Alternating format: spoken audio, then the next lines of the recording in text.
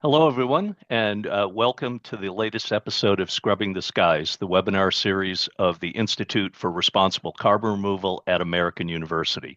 As always, I'm Will Burns, and I serve as co-director of the Institute. The Institute seeks to help to develop and operationalize the contours of responsible carbon removal. And one of the biggest issues that we face in this context are developing standards, including accounting standards and the subcategory of life cycle assessment within the development of those standards in a way that ensures integrity when claims are made in terms of carbon removal, and at the same time help provide investors with certainty and help to scale carbon removal to the requisite levels. Easier said than done. And as many of you know, the carbon standards market is often characterized as the Wild West with proliferating standards, different standards, and and many different methods in terms of establishing standards and determining who pays for the development of those standards, who can utilize those standards, and so forth.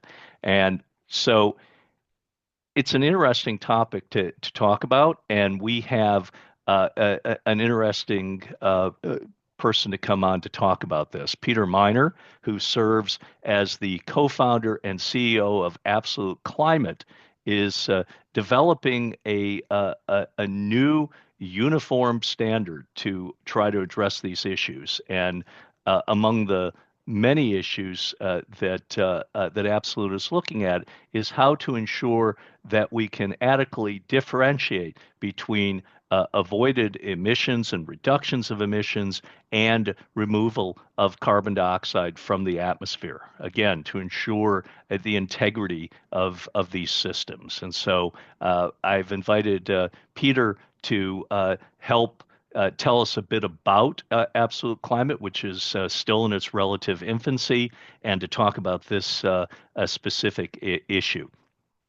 As always, we'll start off with an initial intervention from Peter, and then I will seek to seed the conversation with a few questions, and then we will move to audience questions. So I encourage everyone during the presentation to start populating the Q&A box, and I'll move to those questions very soon after some initial chatting with Peter. And so with that, I will turn over the mic to Peter Miner. All right, let me share my screen. And thank you, Will, and to the rest of the Institute for having me on today. I'm excited to have this conversation.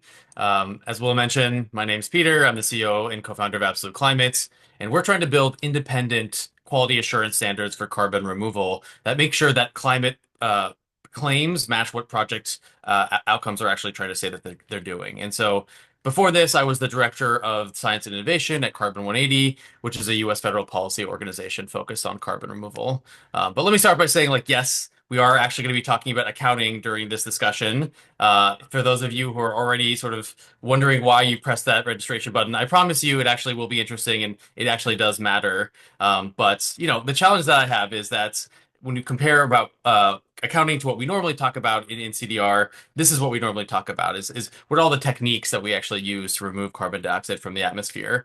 And I think, we have direct air capture, we have things like bikers, we have ocean CDR and enhanced rock weathering.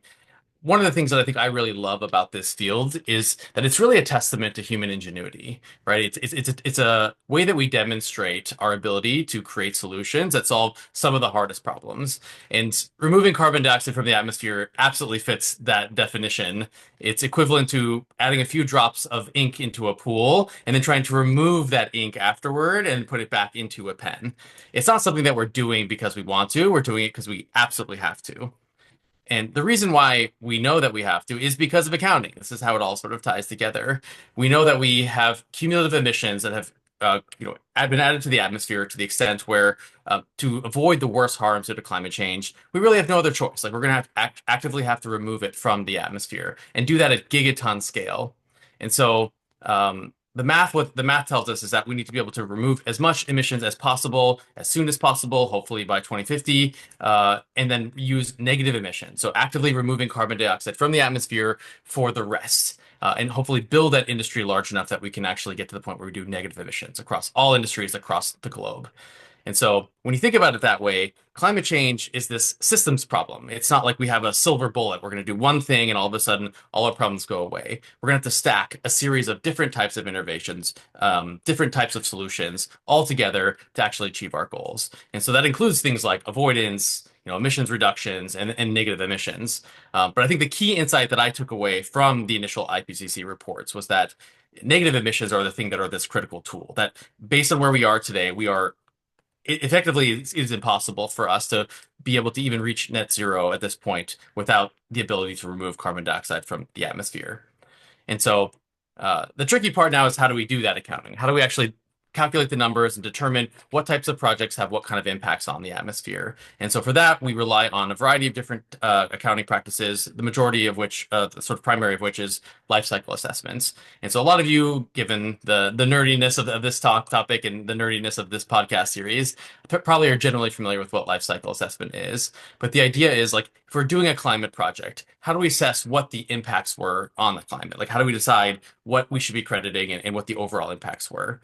And so doing that is a series of a couple of different assumptions. First is creating what's called a project scope or boundary. So if you look at this diagram on the right here, it's this dotted line, and that's supposed to be capturing just generally like what part of the process should you be accounting for? Like what emissions need to be included?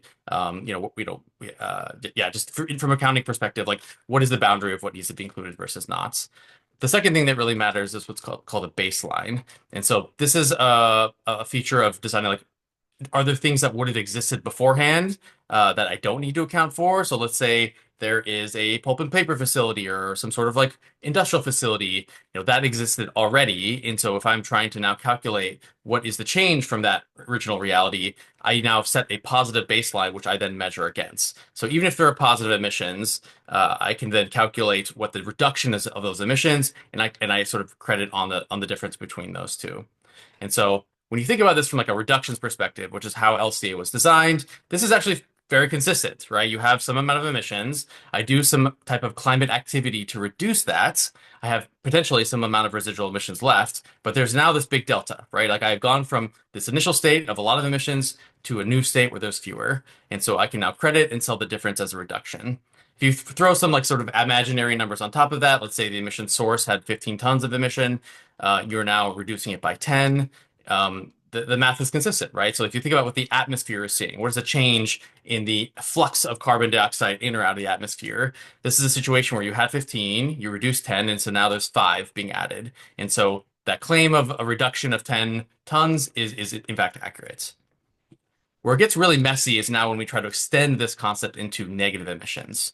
This is where the math doesn't quite work out the way that we'd think. And so let's take the same concept of thinking of project boundaries and baselines, and let's apply this to a potentially negative project like BECCS. So BECCS is biomass, energy, carbon capture, and storage. And so the idea is you are taking biomass, you're burning it or pyrolyzing it in some way. You're then using that to usually produce energy, but then you're capturing the CO2 and putting it away to durable storage. So that CO2 never touches the atmosphere. How we scope this project is up to debate, where in some cases people want to draw the boundary just around the BECCS facility and the storage. And when you do that, the actual climate outcomes look a lot like what we talk about as sort of traditional carbon removal, quote unquote. There is a stream of CO2 that you're capturing and putting away into durable storage. So you're changing, the balance of emissions going into the atmosphere. However, let's expand that boundary to include the energy part of what BECCS typically provides. Let's say there was a coal plant that was there, and now that coal plant is being decommissioned and replaced by this BECCS facility. How this impacts the atmosphere looks a lot different now with this project scope because you had a bunch of emissions coming from a power plant. Those emissions are now drastically reduced because it's being replaced by this BECCS facility. This may look a lot like avoidance. But now let's increase the scope even further. There are a bunch of different other activities and inputs that go into this BECCS facility to allow it to produce energy and eventually capture storage. One of the biggest is biomass. So the feedstocks that actually now power that facility. there are lots of different types of biomass that have different types of embodied emissions and complexities attached to them. But in this case, let's say this was waste from agricultural emissions. In that case, agriculture is one of the most highly emitting industries in the world. It's 15% of global emissions. And so even though you have this BECCS facility capturing and storing CO2, it is very likely that in this situation, the cultivation of that biomass is producing more emissions than is actually being sequestered. And so even though this is definitely a good climate project, it is likely creating a net flux of carbon dioxide into the atmosphere and not out. And so depending on where you draw those lines, that impact is very different.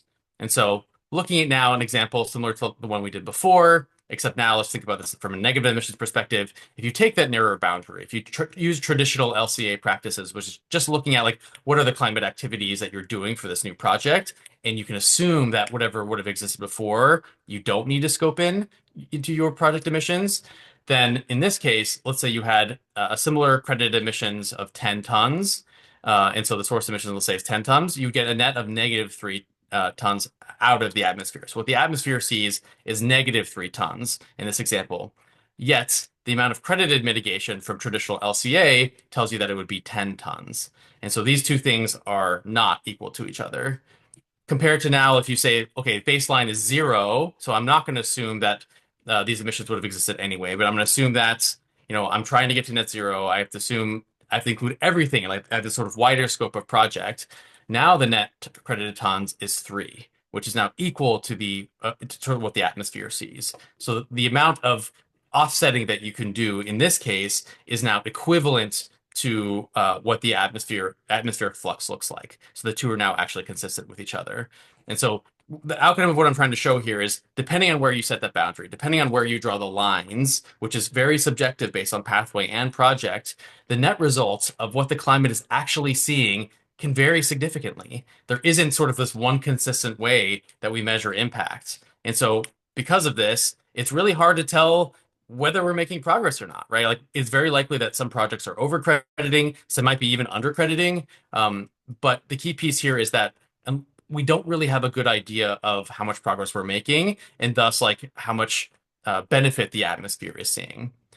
I think it leads to also this other bigger problem, which is back to looking at what the IPCC tells us. We need both emissions reductions and negative emissions, but the negative emissions really are distinct. So if we're in a world where we have a hard time using the existing counting tools that we have today to tell the difference between a negative emission and emissions reductions, that the two are conflated, like I just sort of demonstrated, then the bigger risk here is that we're actually going to end up building the wrong tools. That the reason why we're doing carbon dioxide removal at all today is because we know it's going to be hard. Like getting to billions of tons is going to be challenging and take a long time. And so we need to start today. But that is only true if we're actually steering those resources to the right types of projects.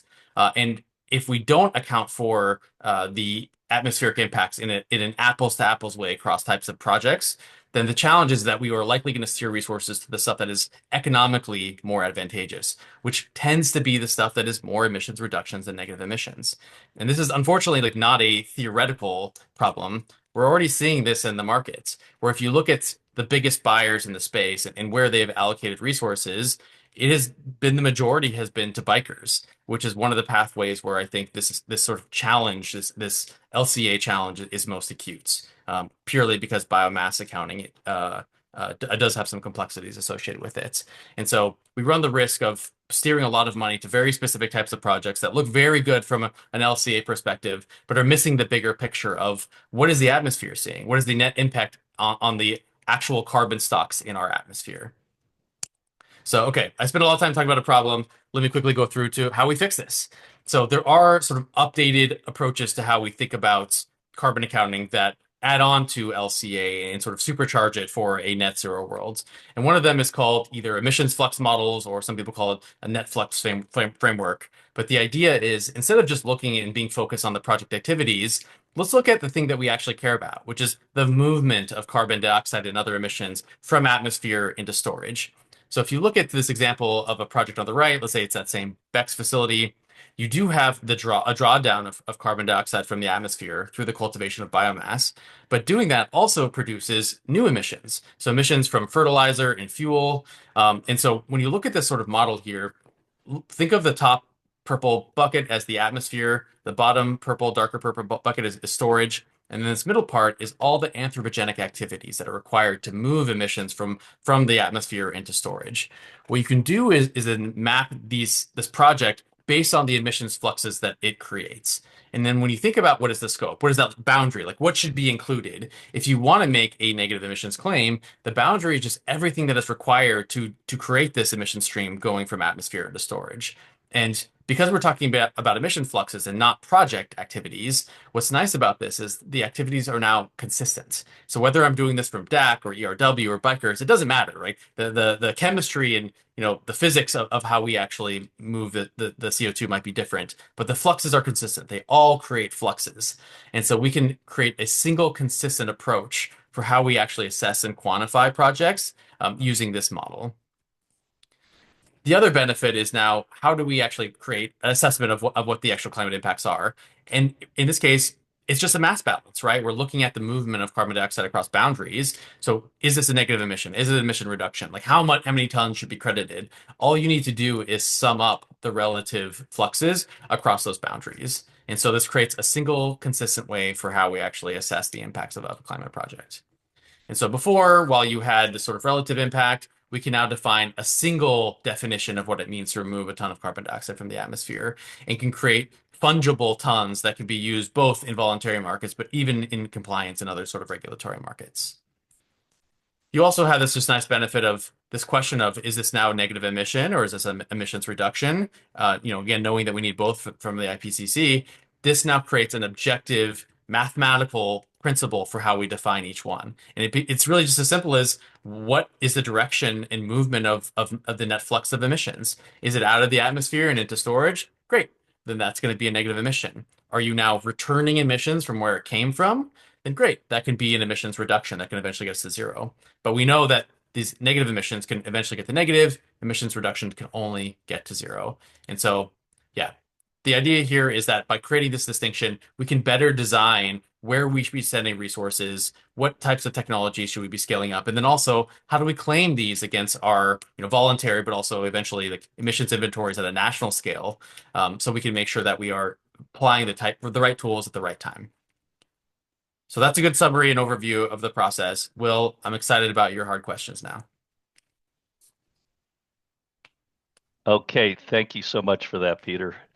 And well, I don't know if they'll be that hard, but I'll ask a couple at the outset, and then the good news is, as you said, there's plenty of nerding out going here, so we've got some good nerdy questions in the Q&A box already, and I encourage people to further populate it.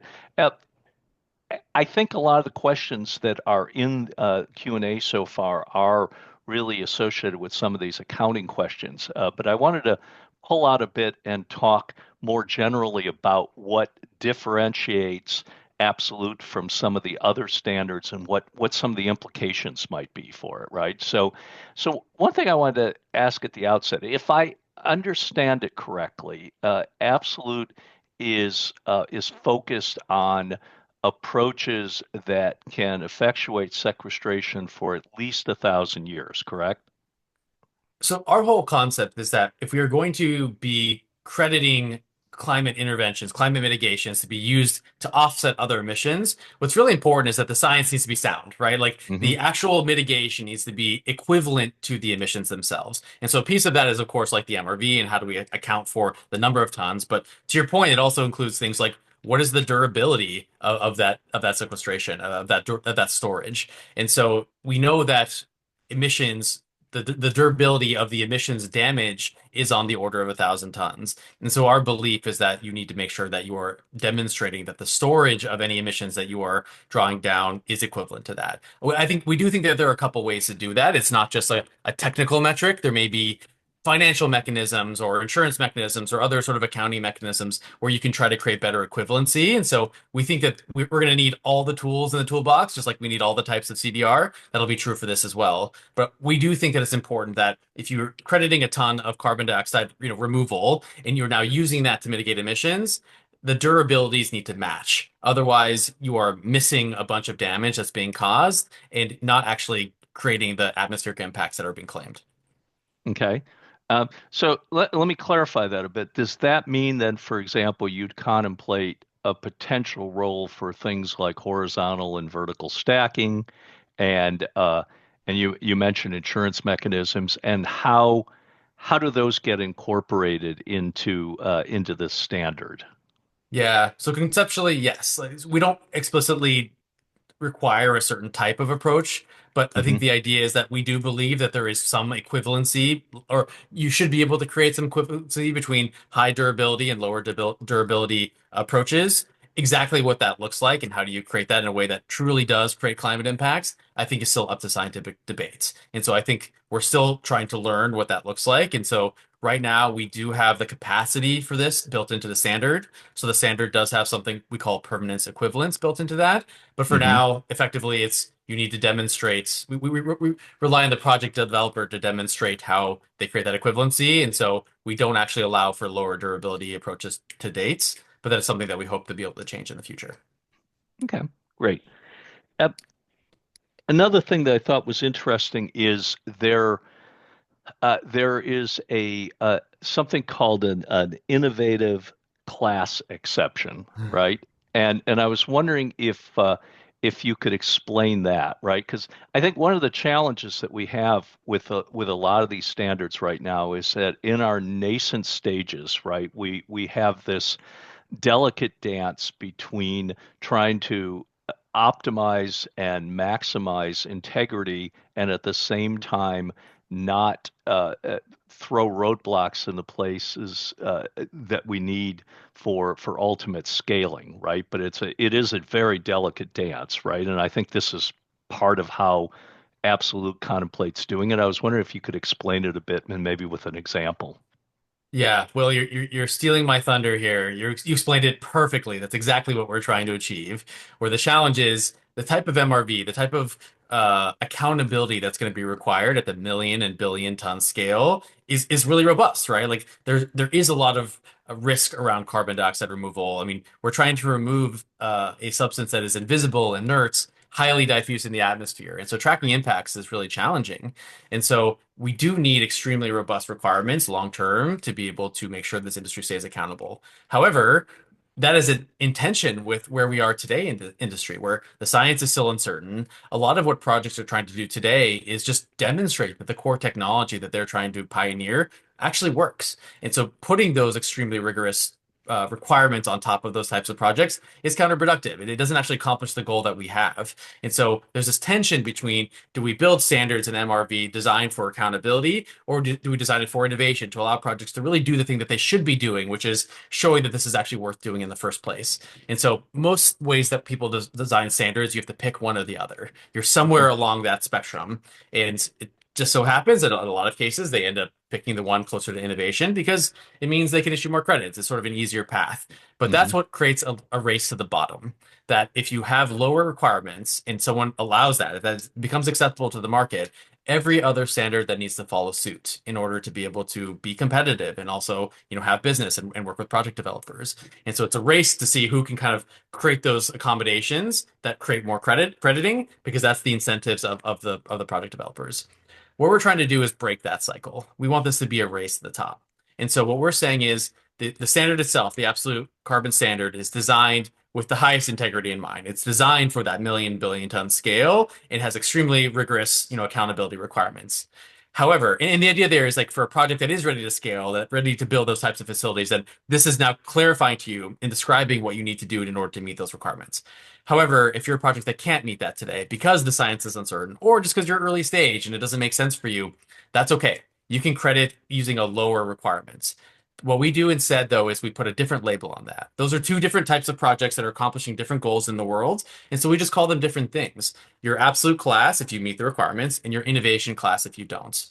And the additional thing that we do is if you're in innovation class, because we have the single definition of what it means to remove a ton of carbon dioxide from the atmosphere, we can now measure you against that. We can say how far you are based on all these criteria from accomplishing that. So we can do a gap assessment that we then, Mm-hmm.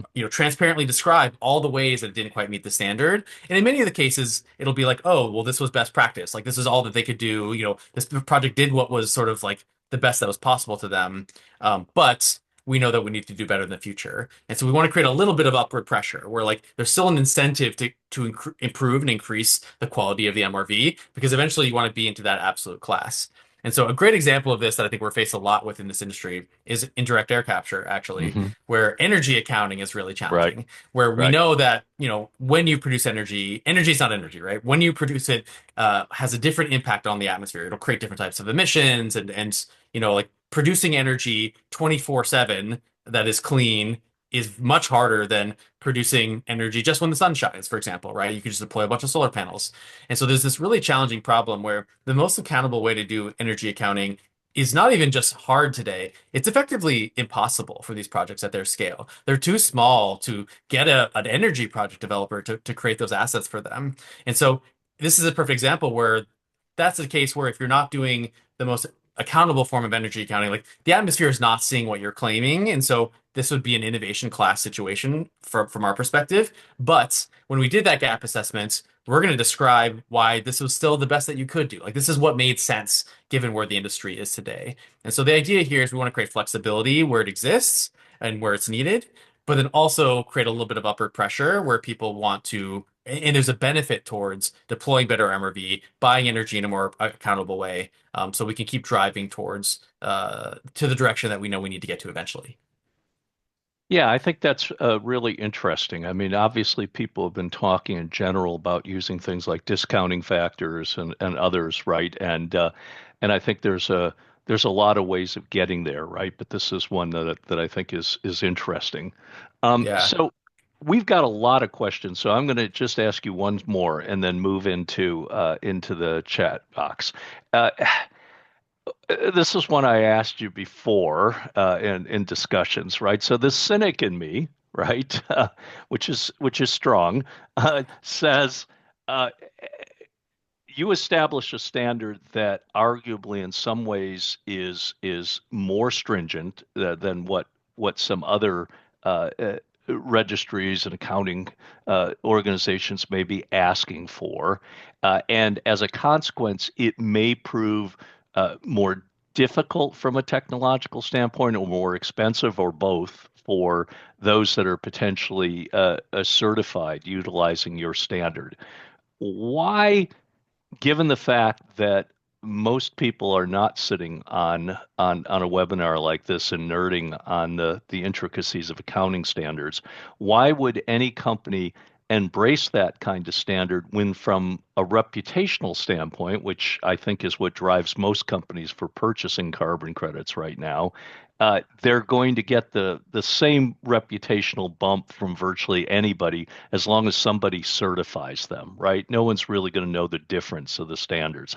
What what do what do you what do you think is the secret sauce in your business model that'll make that work?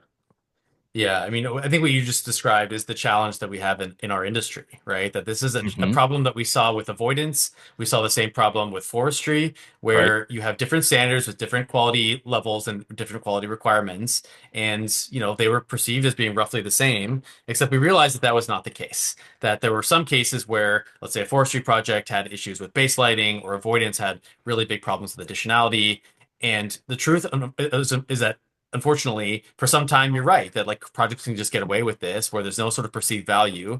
And so the incentive is just to pick the one that issues the most credits.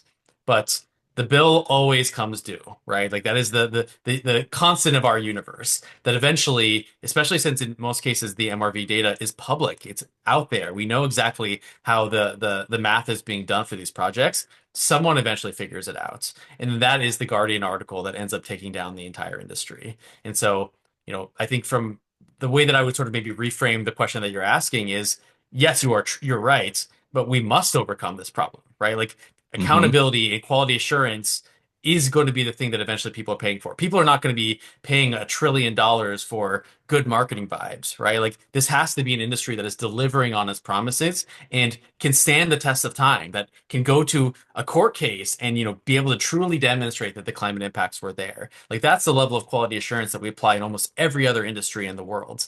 And so Hmm. to think that that's not going to be necessary of carbon removal, I think is a bit of a fallacy. And so I would say the challenge that we have in front of us is how are we going to do that? And so I can answer that from our perspective, but I think there is sort of a larger industry question there that does need to be answered.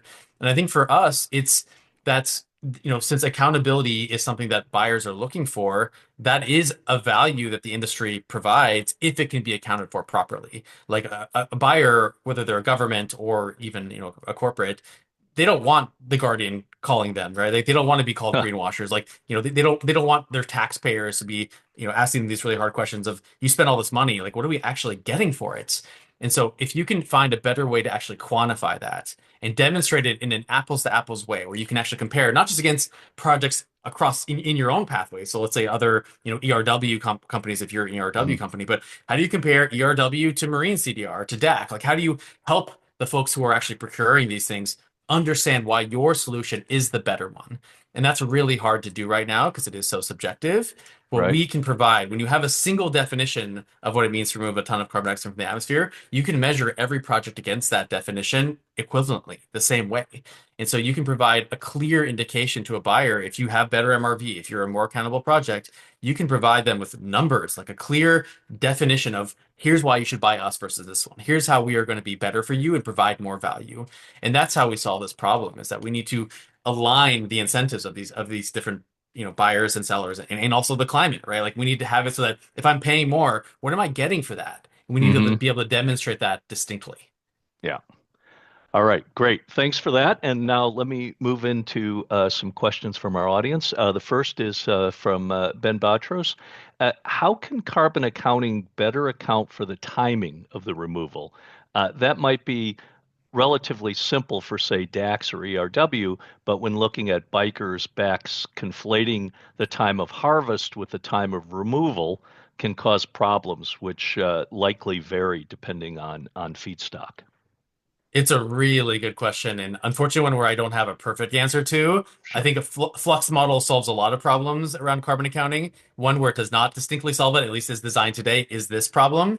But I do think this gets back to this question of how do we create more equivalency between durations of storage? What you're doing there ultimately, if you do it well, is you are creating some sort of time value to stored CO2, right? Like, that's what you're effectively creating. And so I think there should be a way to expand that to also just include delays around, when emissions are being mitigated or not. Because it's not just a problem for, they mentioned, biomass, but it's also true with enhanced rock weathering, where you create bicarbonate on, let's say, an agricultural field. There's some time before it actually reaches the ocean, and it should be considered durably stored.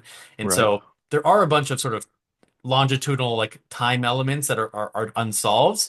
And so I think those are solvable, but would love to work with other people on finding the right way to do that. Hmm. Okay. All right. Next question. Claiming that traditional LCA requires the narrow Beck system boundary is surprising here. Can you please describe how following the ISO standards for LCAs require us to use the narrow system boundary rather than a system boundary defined by quantitative cutoff criteria?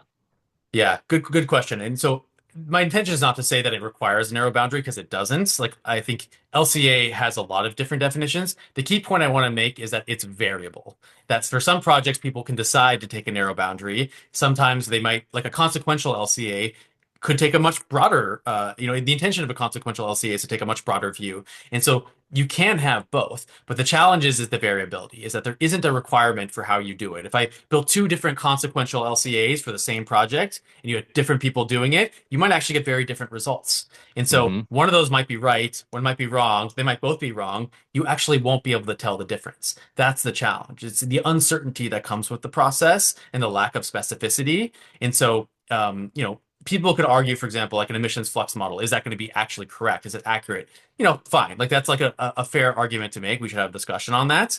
But the key value that it brings compared to traditional LCA is consistency. When you run it on the same project, twice, three times, four times, you'll get the same answer every single time. You have two very similar projects, you'll get the same answer. And so it's a quantitative, consistent process that you're applying so that we can actually now compare projects in apples to apples ways. That's really what it's trying to solve. So yes, you can do a consequential analysis using LCA and have a broad project boundary, but you'll never really know if it actually is done correctly and if everything has been included or not. Okay. Uh, Question from Rasia Herbert of for Methane removal. What are your thoughts on the use of carbon dioxide equivalent? This is not an area that I'm expert at, but I've talked to some folks who are more expert, and I think there are some real challenges there. Luckily, I think I've heard that there are researchers who are working in this and are proposing better approaches. But unfortunately, I would say that I don't want to I know very little about this, and I don't think I have any sort of key learnings there. It is a problem, and it's something that we need to address. And if we could find a better way to actually address it, then I think, for example, like right now, emissions flux models are really truly designed for carbon dioxide fluxes, Right. but could be used for other types of greenhouse gases too, if we can Hmm. solve that sort of equivalency problem. So yeah, with equivalency, we could potentially have a single sort of global model for how we account for, mitigate all types of climate management and mitigations across the different types of greenhouse gases, which I think would be a very powerful tool. Yeah, yeah. I think that's ultimately what we may want, given some of the research on potential removal approaches beyond carbon, but we'll see. Yeah. Next question from Colby of Freeman.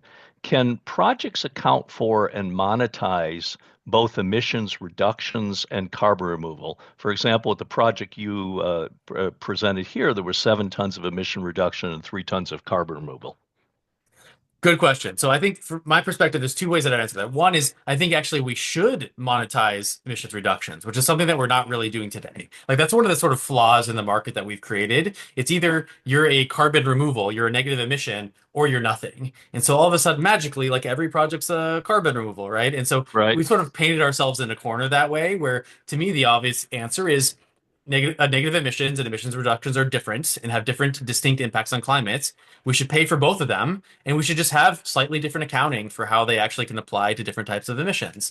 And you can build a very consistent set of solutions on top of that. So yes, I think part of your answer is that yes, we should pay for both. To your what I think you're getting to is in a project that has some amount of emissions reductions and then some amount of negative emissions, should you be able to credit those separately?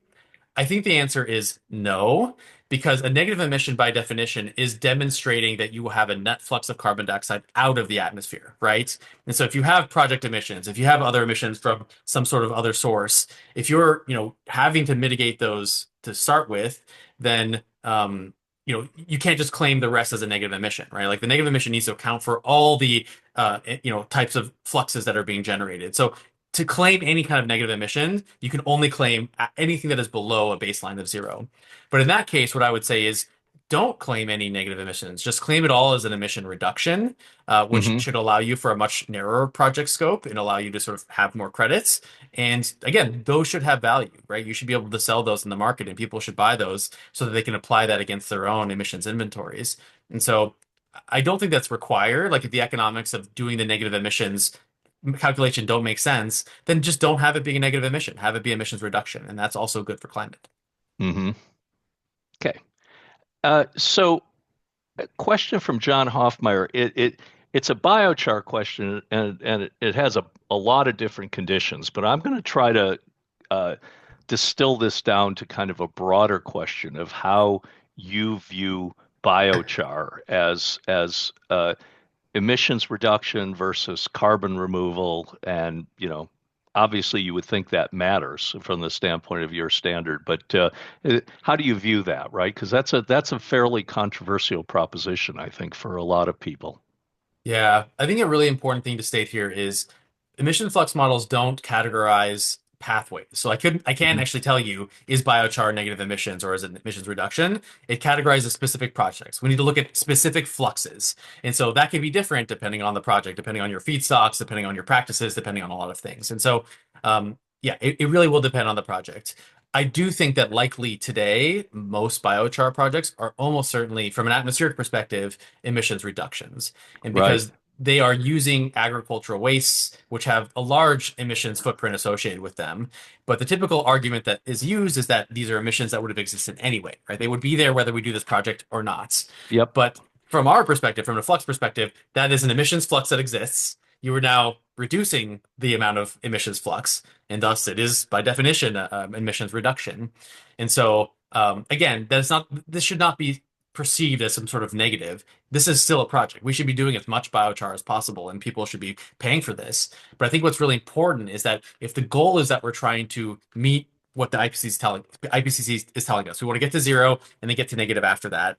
Using biochar from creating biochar from agricultural emissions, unless we find a way to mitigate the emissions from creating agriculture, which is possible, we should be investing in that too. Unless we really solve that problem, biochar is still a carbon management approach that will still add emissions fluxes into the atmosphere. And so it couldn't be used to actually help us get to negative.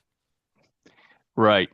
It- can you offhand think of any of these pathways that would justify biochar as a carbon removal project?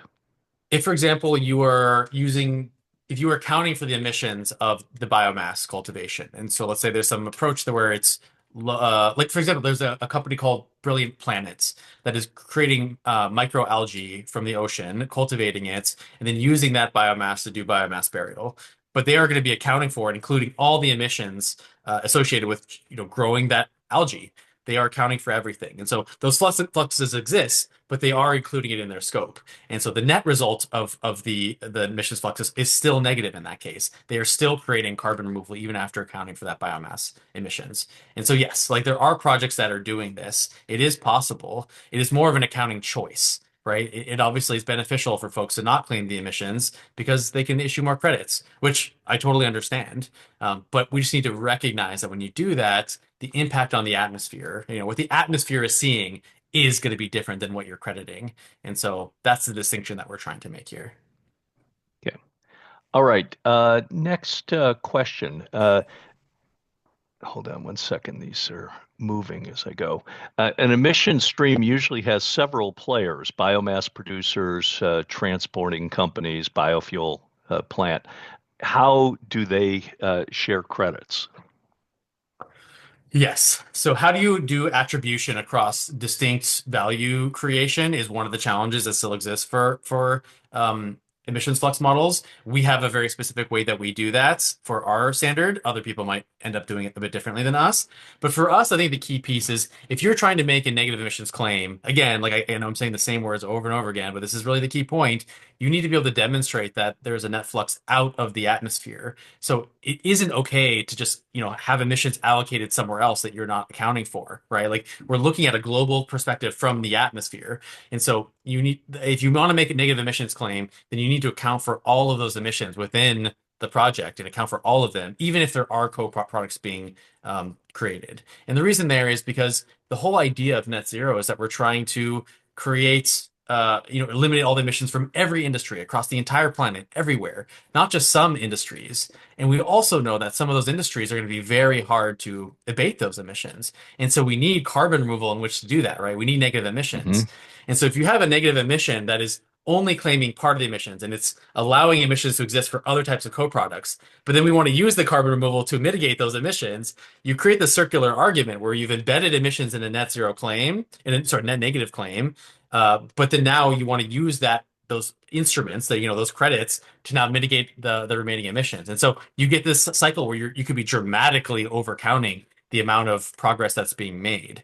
And so for us, that's an example where like if you have co-products, you either need to account for those emissions too to make a negative emissions claim, or it could be emissions reduction. And then you don't need to do that because emissions reductions can use classical LCA. There's no problem anymore. Like that is now perfectly consistent. And so you only need to look at the project that you're doing and you can ignore anything related to co-products. Okay. I think that answers this next question, but just in case, can you explain how your model would treat accounting for activities that have both renewable aspects and emission reduction aspects? And the example that they give is efforts to conserve standing forests, right? That reduce emissions from deforestation, but also, effectuate carbon removal via the growth process. Yeah, so that type of project, I think we're mixing a lot of different types of intervention. So we think of this as there are three types of climate impacts you can create. There's avoidance, which is you prevent emissions from being created in the first place. So if you think of that diagram of the three different, pools, there are no fluxes, right? You're not creating, you're basically eliminating the creation of a flux. Emissions reduction means you are creating fluxes, but you're preventing it from getting to the atmosphere, or if it comes from the atmosphere, it's returning to the atmosphere. And so the idea there is you're trying to grab emissions that are already effectively been created before they can cause damage. And then the final thing is you have negative emissions, which is you are pulling carbon dioxide out of the atmosphere and then putting it into storage. And so in that example, there's a little bit of both emissions avoidance, which is you're preventing forests from, being cut down, and then to their point, like there is some amount of, I would say, negative emissions as well, because forests are growing, you are drawing down new carbon dioxide. The Hmm. challenge there is that unless you can really demonstrate that that forest growing is the result of anthropogenic activities, like humans did this wasn't part of a natural process that would have happened otherwise, then you can run into additionality problems. And that effectively means like we should only be crediting and selling offsets if that was something that would not have happened without that intervention, without that money coming in and that project being created. And it's one of the key challenges around forestry is that it can be really hard to assess that. So in this case, I would probably argue that if this is a forest that already exists, you probably have a lot of additionality challenges. But something like afforestation, where you're planting trees where they did not exist or can't be grown, that is a clear example of a negative emission, I think. Okay. All right. Uh, Next question. This approach would seem to disincentivize or not label as CDR approaches that are dependent on or integrated with emitting industries and incentivize standalone approaches like DAC. However, approaches dependent on other industries are generally less expensive and more scalable than standalone approaches like DAC. Curious, how do you think about this dynamic and its implications on the CDR sector? As you can imagine, I think about this dynamic a lot. Like this is sort of the core challenge that we have in the industry today, where, generally they're right. Like if though by our definition, using a flux model, those types of interventions are not negative emissions. And so that can be a problem, in which case, yeah, like, oh no, maybe we're not going to do those projects. But I think it should be the opposite. Like that is the low-hanging fruit. Whether or not it is a negative emission or emissions reduction shouldn't matter. It is creating massive amounts of climate value and impact. And so we should be doing those projects. We should probably do those projects first. But the key piece that the problem that we're trying to solve is those do exist. They tend to be cheaper because they are easier because we do have these Right. massive emission sources. And so if we conflate that now with a negative emission, we are probably going to be doing a lot of that, which is good for climates, but then we're going to do no actual negative emissions. We're going to do it at the expense of direct air capture and expense of enhanced rock weathering and certain types of marine CDR. And the point that we're trying to make is we should be doing that, and we need to make sure that we all also are steering resources to the types of negative emissions that can eventually get us to zero and negative across our industries, all industries, because we know it's going to be a really hard problem. Like getting to billion ton scale requires, I think the calculation is like 30% increase in capacity every year until 2050. It's a massive undertaking that requires us to start investing today. And so unless we create distinctions between these two, we are likely going to spend all our money on these, high quality emissions reductions. But when you incorporate this into an emitting activity, there's no guarantee that that process will ever be able to be negative. Some of them maybe can be, and if we can demonstrate that, then maybe there, I can see why some buyers might argue we want to support this anyway because eventually this can be negative. But that's not going to be the case of all industrial activities. And so it may be a situation where you're doing a great climate project, but a climate project that makes it impossible for us to actually reach zero. Hmm.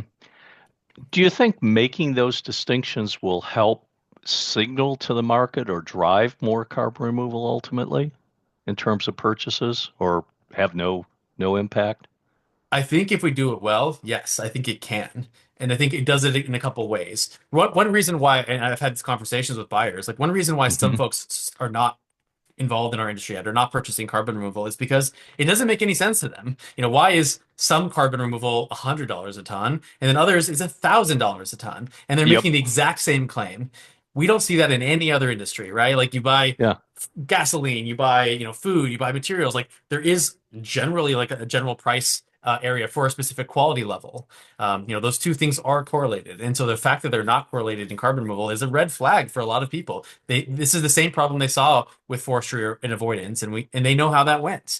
And so I think one, like this lack of clarity is a disincentive for a lot of folks to actually buy carbon removal in the first place. And the second thing I think it'll help with is folks should be probably buying more emissions reductions. That should be, but according to the IPCC, we need 5 or 6 times more of that than we actually need negative emission. That should be a massive market, but it almost is non-existent today because we don't make these distinctions. And so my hope is that we could create a bigger market for reductions. We should be doing all this industrial integration. It is a good thing to do, and we can, with better definitions and better data, we can clarify how a buyer should purchase that and then apply it to their emissions. But then that whole same accounting approach should also be clear. And now here's the sliver of emissions that you can only mitigate using negative emissions. And so we can create a market where both exists with incentives and money for both. But that is a theory that, of course, needs to be built out in practice. Okay. Next question. Could could you talk about the status of uptake of this approach by companies and or registries? Probably a difficult question in your nascent stage, and what Absolute Climate's long-term objectives are in terms of uptake and use. Great question. Thanks for asking that. I think, yeah, we are definitely seeing uptake. So we have multiple project developers who are signed on to work with us across pathways.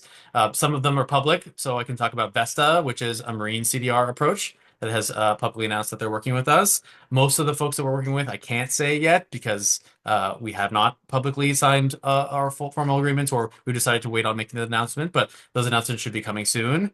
Um, One thing that we're doing that's different to the second part of your question, one thing that we're doing differently than everyone else is that we are trying to build the standards. We want to do the quality assurance, but we are not our own registry. Typically, those two things are bundled together.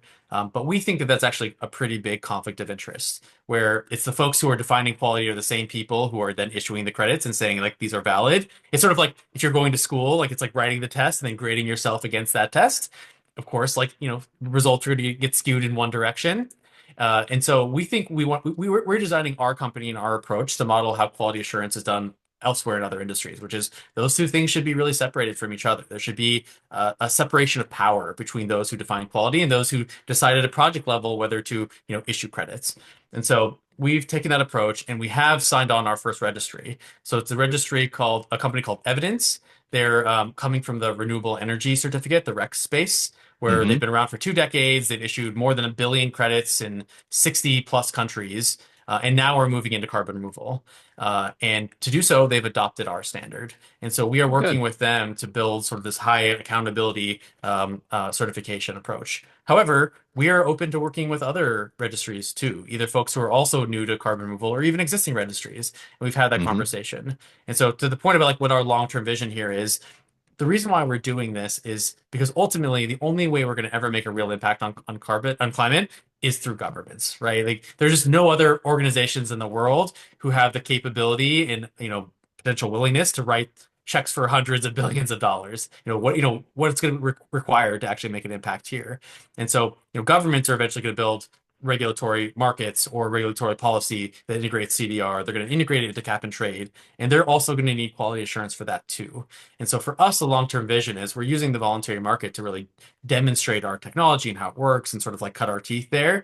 But the long-term vision is we want to bring this to governments so that we can have a single consistent way that we account for this across not just like projects, but across countries. Because one of the big risks that I actually see, the thing that I'm maybe most worried about is we'll have 100 countries who have carbon removal as part of, their sustainability plans, as part of their economies, but they're all accounting for it in different ways. We'll have Right. 100 countries with 100 different definitions of what it means to remove a ton of carbon dioxide from the atmosphere. And not only is that just complex from a project developer perspective, like no one wants to comply with 100 different standards. What really sucks about that is we actually won't be able to tell what climate impact we're having, that everyone will have a different definition that will be inconsistent with each other. And so we'll be removing carbon dioxide from the atmosphere, but in summation, across all the planet, we won't actually be able to tell what the relative impacts are. And the same sort of race to the bottom mechanics that we see in the Wild West of the voluntary market can actually replicate itself across governments. Because Article 6, like part of what the UN is, the UN plan for how we mitigate emissions, Yeah. includes emissions trading between governments. And so if a Right. government decides, hey, I want to be a marine CDR, hub of the planet, one of the ways they can do that now is just by having weaker standards. So Right. Do you think that ultimately the opposite might happen though with Article 6, right? The committee's developing methodologies. I know that Puro and I maybe Vera have said that they're willing to conform to the standards that are established in the Article 6 bodies. Do you think that might be a way of creating uniform sort of standards via a compliance market that then trickles into the voluntaries? It's possible. Like the key thing here is that we need to find a way that we create consistency across all Hmm. of these markets, across all jurisdictions. And the way that Article 6 is trending so far is that they're likely not going to, this is my understanding. If anyone has knows differently in the chat, please correct me, is that they're not going to enough specificity where that's going to be necessarily possible. That they're going to require very general requirements, similar to like what we see with like ICBCM, which is like, oh, it needs to be durable, it needs to be Right. additional. Yes, that's true. But how do you now assess that at a project level? And how do you do that when you have very different approaches that are inconsistent with each other? We still have this problem where even at, each methodology, how we build those across pathways is different from each other. And so until this emission flux models came out, there was no way to actually accomplish this goal. But in terms Right. of like how this gets to market or how we create that consistency, if Article 6, if the UN wanted to do this, they could, and that would be a great way for us to create more consistency across the planet. And so I think that's exactly what should happen. Whether it does happen, we'll have to see. Yeah. Yeah. It's interesting and it's frustrating, right? Because I think these are regimes that should have learned from what happened under Kyoto, right? Yeah, But I think to some degree, it's again political influences of countries that want to be able to meet their commitments and yeah, asking for standards that aren't that stringent, right? But yeah.